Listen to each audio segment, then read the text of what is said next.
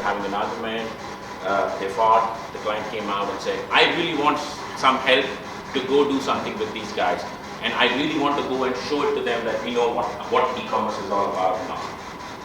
Now, those of us who have worked on the client servicing side know this is not a great way to get into any situation.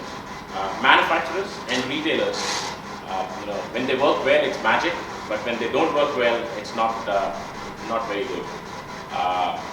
So we were like, where are we getting into? What are we getting into?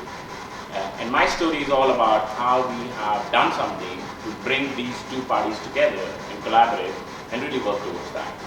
And it's interesting that, in the morning session, we have an e-retailer and a big data company, Alibaba, talking about offline channel. And at the same time, a manufacturer who is an expert in marketing offline, trying to understand the online channel. So I guess the title of the slide, Omni-Channel is the new black, probably is very relevant in today's context now. So before I start, just for me to get a sense, if you can raise your hand if you have bought anything online in the last 1 month. How many of you have bought anything? Okay, that's very good. How many of you have bought something which is not an airline ticket, not a hotel, but something else? Awesome. So here is a question for you. Now the real quiz starts. Let's go here. Okay, if you can move the slide. Can you think about 1 or 2 product categories wherein you would like, take a guess, where the online sales of that category is much higher than offline sales? Take a guess, other than the airline tickets and in the hotels. Sorry? Music, yes. Phones, books. So in the morning there was a comment mentioned about, right, US total online sales is 10%, while offline is 90%. That's one way to look at it and all. But if you're a manufacturer, and if you can move to the next slide, if you're a manufacturer, you would like to look at it not from a total sales perspective, but from a total category sales perspective. So what percentage of total category sales is online? And if you see this data is for a market, which is Korea. You can see a whole lot of categories where online sales is actually growing very fast.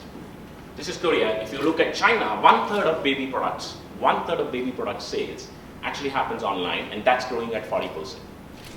So essentially, if you're a manufacturer, you cannot ignore your online channel or your online marketing and all. And if you're a pure play retailer, so not an e-tailer but a pure play retailer who has an online site, you cannot ignore the same thing again. Let's have another, if you go to the next slide, another question for all of you. These are the 3 choices. If you were to pick who shops for diapers online, which one would you pick? Who shops for diapers online? Actually, all of them. But here is the crack in this. So mummies, of course, all marketing on diapers is around mummies, right? But actually 40% of millennial dads buy diapers online. 40% of millennial dads. Which means if you're a manufacturer, all your marketing is targeted towards mother, and suddenly you have this segment which is actually deciding which brand to buy online and how to buy. By the way, this is the same thing for toys. So the big point I want to make is, if you move to the next slide, is from a market environment perspective, e-tail therapy is the new retail therapy for us. And in Asia Pacific, specifically, you have a mix of pure plays and traditional bricks and clicks retailers, and a whole lot of them and all. But the market varies across whichever country. So you have Japan, Korea, and China, leading it, and then India following, and then Singapore coming in, and there are other markets going in on, growing very fast. Different dynamics, but all following the same trend. Some are ahead, some are behind. So you cannot ignore, as a manufacturer, if you're a big manufacturer, this particular channel. And there are some interesting emerging trends that are coming around e-commerce and all. First, social commerce. Anyone heard of Line as an chat application? They actually enable buying products online, and they started doing that and all. So it's social chat commerce now. Web grooming. Anyone heard of web grooming? Web grooming is a concept where you browse things online and then go buy offline. And showrooming is where you browse offline and then go buy online. Typically, electronics is what showrooming is in. So very different concepts from a consumer and a shopper standpoint of view in terms of how they buy online and all. And if you have all these dynamics, if you go to the next slide, if you're a manufacturer, you would like, you typically would have three key issues, and this is exactly what our client had when they approached us and all. How do you understand the consumer behavior in a digital environment? I don't understand. I don't know what to do with it. But more importantly, what leverage I have to influence e-retailers to help drive my brand's online sales. And let me tell you, there's a lot of data that e-retailers have. We saw some of it being talked about in an offline, but online they have even tons of data, big data, about their site, their marketplace, about what consumers are doing and where they are coming and where they are going. But do you have everything around consumer decision journey?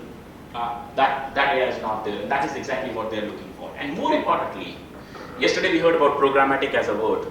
It's all about activation. So marketing is moving towards activation. What can you give me which will help me to go activate some things online and help me drive sales? So these are the three questions we got from the client. And as I mentioned, along with this was the dynamics of I don't like this person and somehow I need to prove a point, which we believe is not the right way to go ahead and do this. It has to be far more collaborative to do that and all. So we figured out, we kind of looked at, okay, what should we do? Now the problem is, from a shopping perspective, offline or online, what shoppers or consumers say, they don't necessarily do. That's proven. There's a lot of evidence around that. There's a lot of data around that and all.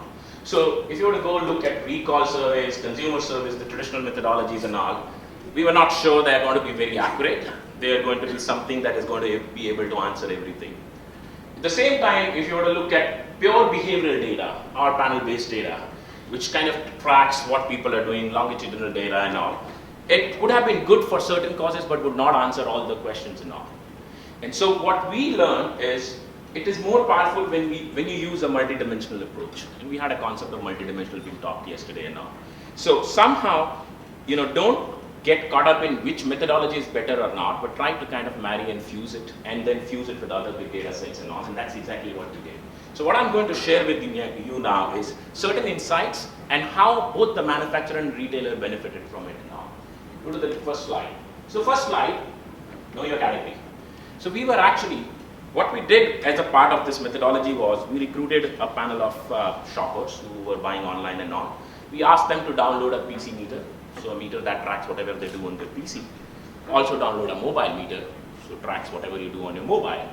We also had an app being pushed which can push surveys, do notifications.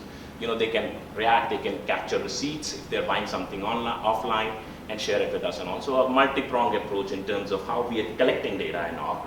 And then what we started looking at the data, so there's log data, there's survey data, all of that combined. We first noticed is across categories, there is the web rooming concept and the showrooming concept that I talked about, that varies. So if you are a brand manager or if you are a manufacturer focused on driving your sales, you need to first segment your shoppers into 4 categories. Multi-channel shoppers, those who buy both offline and online. Pure online players, heavily online, they will surf online and buy online. You have the web roomers and the showroomers who buy online, but browse offline and browse online and buy offline. You really need to know how many of your category users fall into each of these segments and all, because that kind of decides whether you should focus on e-commerce at this stage or not, in terms of how your total categories perform. The second one, interesting one from the log data we found is that about 8 in 10 digital shoppers go directly to a single website. Be it a specialty store, be it a social commerce site, be it a marketplace or online grocery, depending upon which category this is detergent, 8 out of 10 go to a single marketplace. And or a single website. And if that is the case, the first question we asked our client was, so do you have someone who engages with this particular site in a dedicated way or in a structured way and all? And that was not the case and all. So the retailer engagement becomes extremely important, where shoppers are going only to majority of the times to one site, and if you're not there and if you don't have an engagement there, you're likely to lose and all. Next slide. Okay, this one is an interesting one. So we tried to, from the log data, map the journey of how shoppers shop. And in the digital world, we found that it is not so easy. I mean, you may go to a specialty store, you may go to a price comparison site, you may go to a marketplace and then come back to a price comparison site, or you may go to read a blog about a product or a brand, do a portal search, read customer reviews on certain third-party sites, look at social commerce, Groupon and others, come back to price comparison sites, and this is exactly the structure that you get in now. This is not how traditional marketing has been working in terms of how you market to shoppers or how you reach shoppers and all. So digital is much more complex. And what we saw is there is, of course, certain dominance of certain touch points where typically shoppers go and spend a lot more time, which essentially means if you're a brand, you want to be present there, not only present, but significantly present there in the right way and all. So digital journey is fairly complex, and therefore the approach towards how your presence of your brand across different touch points is also very important. The other interesting part was 1/3 of online shopping happens over the start and end their shopping at the marketplace. So you may log in to a marketplace, you may go here and there, but eventually you'll end at a marketplace and all. And that was an interesting one because again, what's your engagement with that marketplace? Is it good enough and all? And not only that, if you go to the next slide, the interesting part was we found that digital shoppers don't search by category. So you don't go and say, I want diapers. Mostly you say, I want this brand, and you go search for that now. Now if you're a leader brand, great. High salience, search, you will get the sales. What happens if you're a follower brand? If you're 4% of the market, how do you get that sale? Because online people are searching by brand, not by category. And therefore for manufacturers it becomes extremely, extremely important that they have the right kind of approach in terms of certain actions that they have to do together with the retailer to make sure that they register in terms of salience and all. And we did come out with some things over there. If we go to the next slide, this is an interesting one. So we actually mapped what happens when you go to a marketplace, given that marketplace is so important. There are different paths people take. So one is you log in, you go to the main page, you search your keyword, go to the cart. Other is you log in, you go to an event being advertised there, this is what most people bought, you look at the product in the cart. You search for a keyword of the brand that you're looking, find the product, then log in, search, and then buy a cart. Or you find something advertised on the main page, you look at the product, log in and cart. So different paths in terms of how you work in the marketplace. And there are many others, I'm sure, that are there. The marketplace guys typically track it very well. But what we wanted to see is how much you lose. And we found that there are certain parts where you lose lesser number of shoppers. That is, it actually translates into sales. And we all know, a lot of us, the click to conversion rates, and there are a whole lot of other conversion metrics that most of retailers have. But we wanted to see what was those 1 or 2 things that we can go and give to our manufacturers, or our client, and actually talk about do this so you will have higher conversion rate on a marketplace. And we figured out that if you have an event, that typically leads to less number of customers or shoppers being lost, actually translates to higher sales and all. So we probed a little bit on what sort of events are there based on the behavioral data and all. Next slide. So there are 4 kinds of event where the dwell time is higher and therefore you lose. So you have coupon, price discounts and all. A lot of people look at that. If your brand comes as best selling item or hot selling, that typically catches attention. If you have other buyers bought this and your brand is mentioned there, that is also what catches. And if you are doing a category specific showcase, let's say a baby event on the marketplace, that will catch. Now this is very powerful because this is exactly where the manufacturer and the retailer come together and plan together and do that. And in this case, there was a joint business planning done by our client and the retailer rather than fighting with each other, and really come out with something interesting which helped them to kind of drive their online sales. And then the last one that I wanted to show was, so if you're a leader brand, I said you have a lot of salience, you'll get some sales and people will buy and all. But if you're a follower brand, what can you do to drive sales further? And what we did is we did a simulation based on some data and all. And we said, okay, if you're a, this is our client brand, 4% of the market online sales is theirs. How do they capture share from the leader, or how do they capture share from non-buyers and all? So we did a simulation exercise to kind of figure it out. What are the specific steps they need to do, which would allow them to gain share? And we looked at 2 kind of customers, or 2 customer segments. First was if you have your competition. These are people who are light buyers. So they buy once in a while, they don't repurchase a lot more.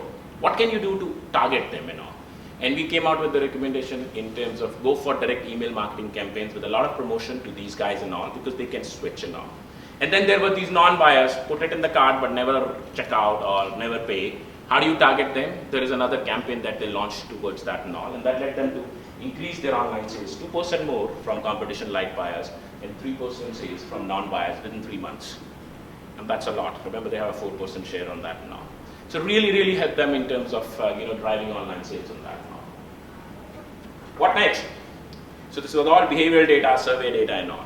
The next step, what we actually, some of it is in the process and some of it we have done, is integrate this with the overall household purchase data. We are a panel company. We run a lot of panels where we track household purchase data and all. So we are marrying it together and really looking into what we are doing. We are also actually integrating with some of the app data that the retailer has, and they're sharing some data with us in terms of marrying and doing that. So that's the first step that we are doing. And then the second one is marrying it with the viewing habit data. So if you got influenced by a certain advertisement, did it actually translate into sales? The holy grail of marketing question that everyone has and all. That's what we are trying to figure out, combining different big data sets to bring it together and all. So that's what we did, and that's what I wanted to share. Our point of view is, just like in the world of media, total audience is across platforms. In the world of retail, it's offline and online, and you need to look at different approaches, different data sets to bring them together. Rather than going with one unidimensional approach and really go and help your clients and add a lot more value and all. You have to be also open to experimenting, there's a lot of experimentation we did here. That time we didn't know what we are going to work into, but thankfully we had a client willing to take risk and also experiment with us. And then the last thing that I want to talk about, if you go to the next slide, is conventionally in the CPG world, I talked about manufacturer and retailer and their relationship. We truly believe that in the e-commerce world, and this is the omni-channel environment that we are talking about, there is a real opportunity to bring these two guys together, and that's where you unlock value. So you measure what's the decision journey, how you do that and all, but then you help them monetize, both guys, retailers as well as the manufacturers, and that to us is the real opportunity from an omni-channel perspective and all. And that's why we say omni-channel is the new black, because it brings two entities together, help you measure and monetize it in the right way and all. And my last slide is, of course, it's complex, connected world and all. So some themes that we have figured out, during this exercise, having a multidimensional approach, bringing retailer and manufacturers together is probably the holy grail for us to solve this puzzle and all. That's it. I can take questions now. Thank you.